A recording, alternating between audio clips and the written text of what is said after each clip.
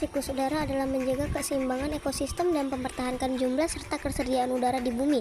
Siklus udara berperan penting dalam menjaga keseimbangan ekosistem dengan menyediakan udara untuk tanaman, hewan, dan manusia. Tumbuhan memerlukan udara untuk fotosintesis, sedangkan hewan dan manusia membutuhkannya untuk berbagai kegiatan hidup.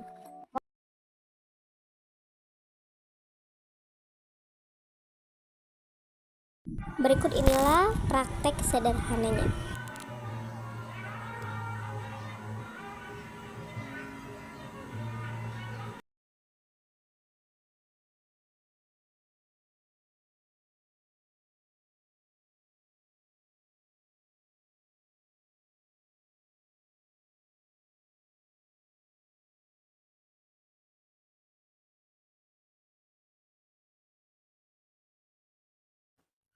Proses terjadinya air dinamakan siklus air. Apakah teman-teman sudah pernah mendengar siklus air? Siklus air merupakan perputaran air. Sirkulasi atau perputaran air secara terus-menerus dari bumi ke atmosfer, lalu kembali lagi ke bumi, dan ke atmosfer lagi, dan ke bumi lagi. Seterusnya, tahapan dari siklus air yaitu ada evaporasi, transpirasi, kondensasi, presipitasi, dan infiltrasi. Air permukaan yang terkena panas akan menguap dan naik ke atmosfer, dinamakan evaporasi. Selanjutnya, air yang berasal dari tumbuhan atau makhluk hidup yang terkena panas juga dan mengalami penguapan dinamakan transpirasi. Dari penguapan tersebut, kemudian lama-lama membentuk jadi awan atau kondensasi. Berikutnya, terjadi pelepasan kalor dan mengalami titik-titik air yang kemudian jatuh ke bumi atau presipitasi. Inilah proses hujan. Selanjutnya, air yang jatuh ke bumi ada yang terserap ke dalam tanah atau dinamakan infiltrasi. Sedangkan untuk air hujan yang tidak terserap ke dalam tanah dinamakan air permukaan. Air yang masuk ke tanah atau yang mengalami infiltrasi disebut air tanah. Mengapa disebut dengan siklus air atau perputaran air? Karena prosesnya terus berputar dari mulai evaporasi dan juga transpirasi, naik ke awan menjadi kondensasi, turun ke bumi, presipitasi, dan masuk lagi ke dalam tanah atau infiltrasi.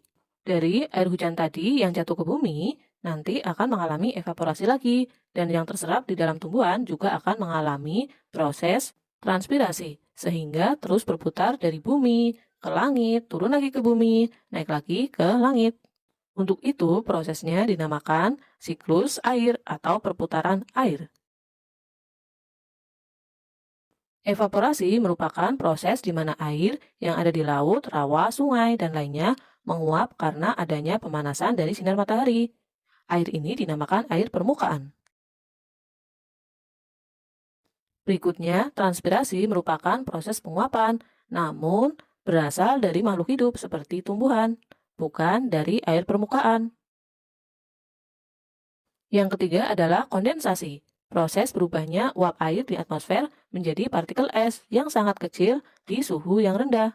Partikel es tersebut saling mendekat satu sama lain sehingga akan menggumpal sebagai awan.